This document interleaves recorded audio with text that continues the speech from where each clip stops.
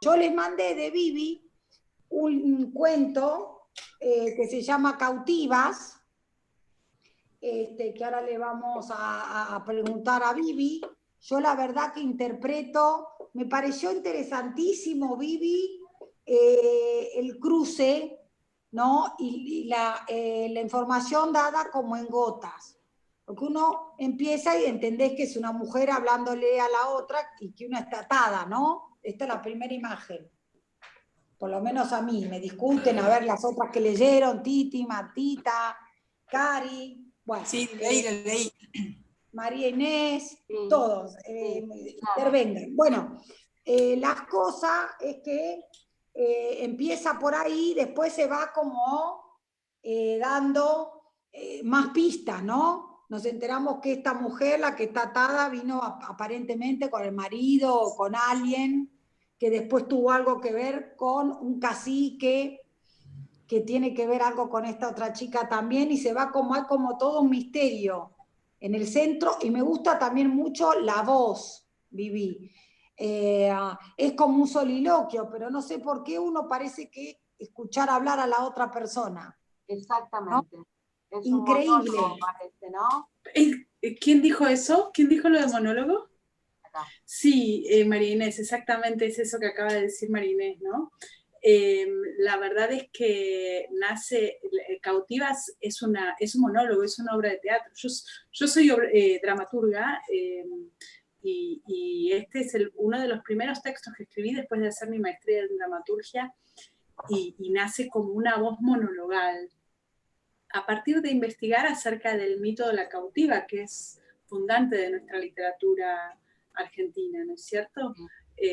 Y me gustaba la idea de pensar en esta voz del gran personaje femenino de la literatura argentina, la cautiva, pero quitándola del lugar de la víctima, ¿no? Corriéndola levemente hacia otro lugar, hacia una mujer deseante, ¿no? Una mujer que pudo haber disfrutado de ser cautiva, que tal vez se dejó cautivar, ¿no? Y que de alguna manera también cuestiona a lo largo de todo el monólogo qué es exactamente ser cautivo y quién es cautivo de qué, ¿no? De qué manera uno se deja cautivar. Y a partir de ahí es por eso esta sensación que ustedes dicen de una voz que te habla, porque está pensada como una voz monologal, ¿no? Para que alguien la haga sobre un escenario. De hecho, Cristina Vanega la hizo, por ejemplo, ¿no? Sobre un escenario. Mirá, para justo. hacer, ¿no? Una genia. Pero es uno de esos textos literarios que permiten esa hibridación de géneros que podría ser tranquilamente en una obra de teatro en vez de ser un texto para ser leído. Yo me acuerdo también, ahora que decís lo de teatro, la profesora mía de teatro en Salamanca justo nos planteó para escribir una obra, porque es una materia, ¿no? Entonces a lo largo de la materia tenés que sacar, entonces nos había dicho, miren, tiene que ser una obra condensada, vamos a elegir un antagonista y un protagonista. Nos torturó con la premisa y todo, pero la verdad que después sirve un montón todo eso a tenor de la tensión, de lo que tiene que tener, de las luchas estas que está presente Vivi, justo en Cautivas, ¿no? No es una lucha, como vos decís, así, no es de conquistadora y conquistada, pero dan vueltas por ahí, ¿no? Y también al para mismo mí, tiempo aparece esta cosa de en algún momento se insinúa, ¿no? Como esta cosa de que tal vez incluso estas dos mujeres puedan tener una atracción entre ellas también, ¿no? Parece, sí. Hay algo ahí insinuado que tiene que ver también un poco con pensar la forma en la que se chocan estas dos culturas, que fue un choque teutónico, ¿no? El que se vivió en nuestro continente cuando llegaron los españoles, ¿no? Sí. Dos culturas completamente distintas que se chocan y producen qué, ¿no? Producto de eso somos nosotros, y un poco estos son estas dos mujeres que están ahí cautivas o no de una situación en la que intentan formar un nuevo ser. Sí, porque hay como una cosa como cariñosa también por momentos, vení, dame un beso, o antes de irte, dame un beso, ¿no? Sí, eso más también. que cariñosa, medio erótica, me parece, ¿no? Y erótica también. Hay como una también. carga erótica ahí, ¿no? Sí, sí. Ahora que vos decís erótica también para mí. Sí, sí, hay erotismo. En algunos lugares ¿no? Como una estrategia, me parece, de Vivi, sospecho. Ella, con muy poca cantidad de palabras, me parece que lo que intenta hacer es hacer sentencias, por ejemplo, cuando dice el hombre se comparte, la mujer se disputa, el hombre blanco rapta, arrebata, arranca. Hay momentos en como que parecen sentencias, y al que lo está leyendo, lo que le queda por hacer es que le rebote esas sentencias, ¿no? Que hacen pensar, digamos, apruebo, adhiero, estoy con la escritora, o el personaje que habla, estoy con la que está diciendo, digamos, hace como una cosa de que te mete adentro de esto que ella con tanta fuerza sostiene como esto, como una sentencia, ¿no? Es mi apreciación, ¿no? Al leer. Claro, claro. Está muy bien lo que decís. Yo a veces cuando lo leo es uno de mis textos primeros, ¿no? Y ha tenido muchas vidas distintas porque ha sido publicado en diferentes antologías. Y a veces cuando lo leo, pasa eso cuando uno lee los textos propios, ¿no? Cuando ya se ha alejado, uno los lee como si fueran de otro. Fíjense que yo lo estoy interpretando como si lo hubiera escrito otra persona y no como si lo hubiera escrito yo, porque no creo que haya una sola verdad sobre el texto, sino que cada texto tiene una nueva reescritura con la lectura de cada uno de ustedes e inclusive con mi propia lectura, ¿no? Los lectores somos escritores también, ¿no? Cada lectura es una nueva escritura. Y esto que a mí me pasa, parecido a lo que decís, María Inés, ahora cuando leo Cautiva como si fuera de otra persona, que por ahí lo tengo que editar de nuevo, pues si no yo no vuelvo a leer mi obra, no me gusta mucho, me da como impresión, pero por ahí se reedita, entonces el nuevo editor pretende cambiar algo o quiere que lo ajuste y me veo obligada a encontrarme con la obra de nuevo. Y entonces en ese caso, en este caso con Cautiva me pasa que me da como una especie de ternurita, porque es un texto que tiene algo de un gesto feminista de hace 10 años, ¿no? Cuando todavía antes del nunca más, antes del pañuelo verde, ¿no? Antes de la tercera ola feminista que nos atravesó en el continente y nos cambió tanto. Y me gusta encontrar esa raíz de, por supuesto, siempre estuve cerca del pensamiento feminista y todavía hoy lo estoy, pero me parece que ahí en Cautivas está como fuerte el gesto, ¿no? Como la necesidad de marcar la cancha y decir, aquí nosotras las mujeres, ¿no? Sí. Sí, es increíble, eso está presente, Vivi. Después, acá, Inés, justo que habla con vos, es narradora oral. Esta es obra, María Inés, para la narración oral, es una belleza. Es un retexto para eso, cuando lo quieras usar, apropiátelo sin ningún problema. Para mí un lujo. Gracias. Es un texto para ser narrado, es muy interesante para eso, claro. Por eso digo que es muy interesante como tomar esa voz, ¿no? Y me pasa cuando elijo para narrar, o me convocan, empezar a encontrar estas cosas, ¿no? Estas estrategias del escritor, dicho en la boca del personaje, ¿no? Bueno, en eso yo por ahí disiento un poco. Los escritores somos camaleones, ¿no? Somos grandes mentirosos. A mí me gusta mucho, desde muy chica estoy muy enamorada de una poesía de Fernando Pessoa que me identifica un montón, que es la del poeta, que dice, el poeta es un fingidor. Finge tan completamente que es mentira el dolor que de veras siente. La idea de eso, ¿no? Del prestidigitador, del artista que está haciendo un gesto para hacer creer al otro que eso que está pasando es realmente lo que le está pasando al artista que lo está generando, ¿no? Es muy interesante porque le pasa, pero no le pasa, pero le pasa, ¿no? ¿A quién habla? ¿Quién es la voz narradora? ¿Es el escritor? Y entonces nosotros muchas veces jugamos con estos gestos, ¿no? Los escritores, como hacer gestos que para el lector, tirarle como pistas al lector para que piense que eso que estoy escribiendo en verdad me pasó, ¿no? Porque es mucho más fuerte aún para el lector si sospecha que, pero en esa época vos fíjate que en esa época ese tipo se había justo separado, así que esto que está contando, seguro que tiene que, viste que uno hace como esas cosas, ¿no? Con las biografías de los escritores que admira, o no, los que lo cautivan. A mí me pasó, y perdón, Adela, que me salté al otro texto que ustedes también leyeron, pero me pasó cuando escribí Una mujer corre. Ahí veo el gato hermoso. Cuando escribí Una mujer corre, que tiene muchos elementos míos, de hecho yo soy runner, esto es algo muy sabido, todo el mundo sabe que soy una obsesionada por correr y que para mí correr es súper importante, y la protagonista se la pasa corriendo toda la novela, y tiene muchas cosas que podrían pensarse que son de la vida propia, ¿no?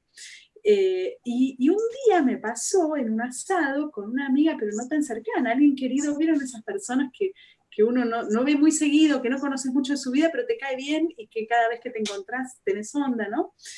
Así que una amiga, vamos a llamarla una amiga no tan cercana, en un asado con mucha gente, y yo no sé quién dijo algo de mi papá. Entonces yo empecé a hablar de mi papá, riéndome de mi papá, que es un personaje, no sé qué, y la veo a ella que estaba con una cara así como seria, como enojada, ¿no?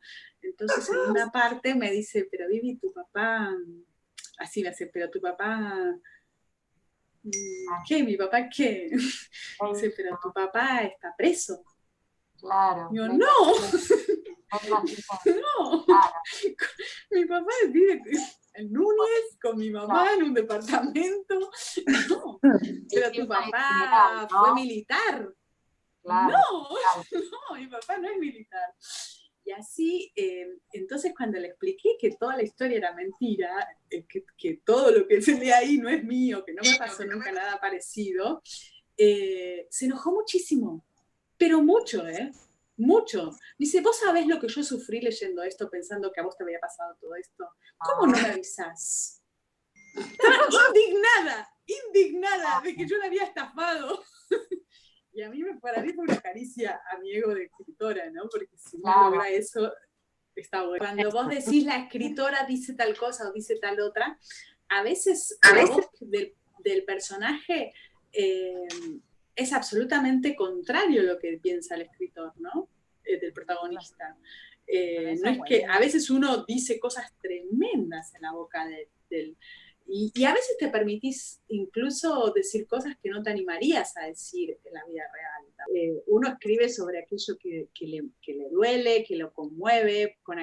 Yo suelo decir que la gran diferencia, porque cualquiera puede escribir bien, ¿viste? Que esto es, y no es una verdad, no lo estoy sosteniendo como una forma amable de decir. No, de verdad creo, porque he tenido la suerte de acompañar a muchísima gente en sus primeros pasos en la escritura y lo he comprobado, que cualquier persona que realmente desee escribir, va a escribir muy bien. Porque escribir bien depende solo de una cosa: de constancia, perseverancia, voluntad de trabajo, tolerancia a la frustración, animarse a escribir y a reescribir, porque escribir es reescribir, pelearse con eso, con esa autoexigencia propia que a uno no le permite comprobar efectivamente cuán lejos estamos de la meta a la que queremos llegar, en eso que estamos haciendo. Entonces, para mí escribir es simplemente un gesto que depende del deseo. Si uno lo desea, lo va a lograr, y lo va a lograr muy bien. Es parecido, y vuelve a hablar la runner, es parecido a correr, ¿no? Cualquiera puede correr, solo tiene que empezar de a poquito y ser constante, todos los días correr un poquito, y así va a correr durante mucho tiempo, seguramente, mientras sus articulaciones se lo soporten. Yo llevo torturando mis articulaciones desde hace 25 años, con alguna lesión cada tanto, pero todavía sigo corriendo. Y lo mismo con la escritura, ¿no? La gran diferencia entre escribir bien o muy bien y ser un artista que logre conmover y trascender, no trascender en cuanto a que su nombre sea reconocido, que después de todo eso no es tan importante, trascender en cuanto a que su obra vaya, aunque no la conozca nadie, vaya a un lugar nuevo que provoque desde otro lugar. Para mí, la única gran diferencia para llegar a eso es animarse a tirarse a la vida, ¿no?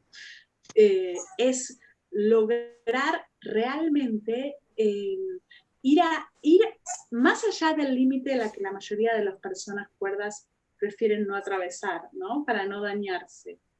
Yo suelo decir que hay que sacarse la cascarita de la herida y con esa sangre que brota, se escribe. Hablo de mirarle la cara al monstruo de frente, animarse, ¿no? Porque habitualmente, ¿qué hacemos? Vivimos como tratando de tapar aquello que nos hace daño, de autoprotegernos, de tratar porque la vida es muy dura, realmente es muy dura. Si la vemos de frente, flaco, hay que tener mucha energía para animarse a ver la vida de frente. Cada vez peor, ¿no? De verdad. O sea, hay que ser muy valiente. Y uno trataría de no ver. O sea, hace un rato charlaba con un amigo y sobre esto de la nueva realidad, ¿no? ¿Cuándo vamos a volver a lo que éramos? ¿Cuándo vamos a poder encontrarnos a tomar una cerveza? Yo digo, mirá, encontrarnos a tomar una cerveza seguramente va a ser en cualquier momento. Lo que seguro no va a suceder es que volvamos a ser los que éramos, porque nunca más vamos a ser los que éramos, porque esto que nos está pasando como sociedad es monstruoso y esta sociedad no puede volver a ser la que era, porque va a quedar completamente transformada. Y no hablo solamente del miedo al virus, hablo de la crisis psíquica, del conocimiento colectivo de la finitud, hablo de la crisis económica, de la crisis pedagógica. Estamos en un momento en el que es muy difícil mirar, porque es muy difícil escribir en este momento. Yo, por ejemplo, estoy escribiendo un montón, por suerte, y toco madera. El 2020, con todas sus tragedias, ha sido el año más productivo de mi vida. He escrito un montón, me han publicado un montón, he firmado contratos súper importantes. Soy muy afortunada, hablo desde la fortuna, ¿no? Pero así todo, la verdad es que escribir sobre el 2020 o escribir sobre esta situación que estamos transitando es muy difícil, ¿no? ¿Qué escribís?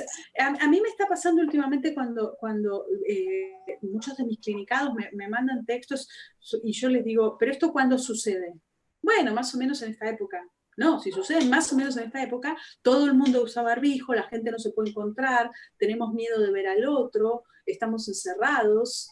Entonces lo tenés que correr, o sucede hace 5 años, o sucede dentro de 5 años, pero en ese caso hace ¿sabes qué? Mejor retroceder unos años y escribir porque no sabes qué va a pasar, o escribir ciencia ficción. Yo de hecho estoy escribiendo una audioserie para una plataforma sueca en este momento, y sucede en el 2039, y es una sociedad post-pandémica, después de las 3 grandes pandemias, como hoy hablamos como hablábamos en el siglo XX, de la sociedad post-guerras, ¿no? Porque esto que estamos atravesando tiene esa marca en nuestra sociedad, ¿no?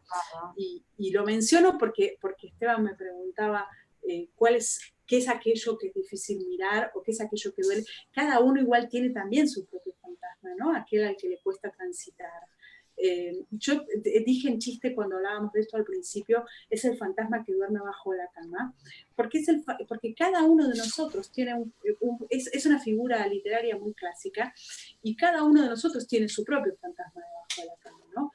Cuando éramos niños había que animarse a mirar bajo la cama después de que nos apagaban las luces del cuarto, ¿no? Los que teníamos la suerte de tener papás que ven.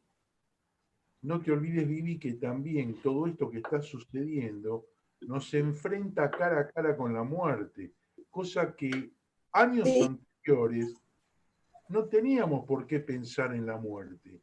Ahora totalmente sí, no sé si es por miedo o todo lo demás, pero de alguna manera te estás enfrentando directamente con tu propia muerte. Y la vulnerabilidad de eso es lo que te hace generar otras cuestiones, por eso escribiste más que nunca. Algo de todo eso también toca la novela, ¿no? La que ustedes leyeron, Una mujer corre, ¿no? Se trata de una mujer que se encuentra de golpe con la finitud, ¿no? También está bueno, el famoso memento mori de los epicúreos, ¿no? El pensar, digo, así como digo lo tremendo, digo lo que yo encuentro positivo de esto que nos toca transitar, porque la posibilidad de pensar, recordar que vamos a morir, como decían los epicúreos, nos ayuda de alguna manera a poder disfrutar mejor de la vida, ¿no? De decir, bueno, soy un ser vivo porque en algún momento esto se va a terminar y entonces, ¿qué estoy postergando, ¿no? ¿Por qué no vivo hoy? ¿Por qué no me dedico a hacer aquello que quiero hacer en vez de postergarlo, ¿no? Eso me parece que es lo interesante, que por eso digo que la sociedad no va a volver a ser la que era, porque me parece que justamente a partir de esta circunstancia, cada uno de nosotros también somos otros, ¿no? Cada uno de nosotros se ha encontrado con su fantasma, ha tenido la obligación de pensar o no, o también de ver aquellos, porque también todos nosotros habremos visto gente negacionistas, que antivacunas y demás, que de golpe empiezan como a aflorar y a salir de abajo de las baldosas cada vez más, gente que prefiere pensar que esto no existe y prefiere no verlo. Sí. Para mí, la posibilidad de entender el dolor y aceptarlo, entender la muerte y aceptarla, es una gran riqueza, ¿no? Es una posibilidad de aprovechar la vida. Yo tuve la suerte, como la protagonista de Una mujer corre, en eso también me parezco, de tener también cáncer, ¿no? Y digo, tuve la suerte, no como un gesto bobo, sino que realmente, gracias a eso, yo cambié mi vida. Dejé de trabajar en televisión, por ejemplo, y me dediqué a trabajar de lo que realmente quería hacer desde hacía mucho tiempo, que era escribir, ¿no? ¿Y qué hubiera pasado si no hubiera tenido cáncer? Y sí, mi vida hubiera estado bien también, ¿no? Que no, pero me hubiera perdido un montón de otras cosas nuevas, ¿no? Que estoy experimentando ahora. Me parece que esos sacudones son importantes para que entendamos de qué va la vida. Digo para los agnósticos al menos, ¿no? Los que creemos como yo que no hay vida después de la muerte, que es ahora y después, si hay algo, no me consta. Con lo cual más vale que aproveche lo que hay, que es esto que tengo aquí, ¿no? ¿Qué sentido tiene la vida si termina con la muerte? Por supuesto, esa es la gran pregunta. Y para mí hay una respuesta, que el sentido es el tránsito, el camino. Sí, claro, ¿no? El camino. Sí, por lo menos. Por eso lo interesante es el camino, ¿no? No lo que va a haber después. A mí no me importa nada lo que dejo, si mi nombre va a ser conocido, si mis libros se van a seguir leyendo. A mí me importa esto, ¿no? Saber que ustedes me leyeron y escuchar qué opinan de lo que leyeron y que yo escribo y me lean y que puedo seguir escribiendo y esto está súper interesante, ¿no? Vivi, te despedimos con un aplauso, te agradecemos. Les agradezco mucho. Y ahora que terminen un buen jueves y que tengan un lindo fin de semana.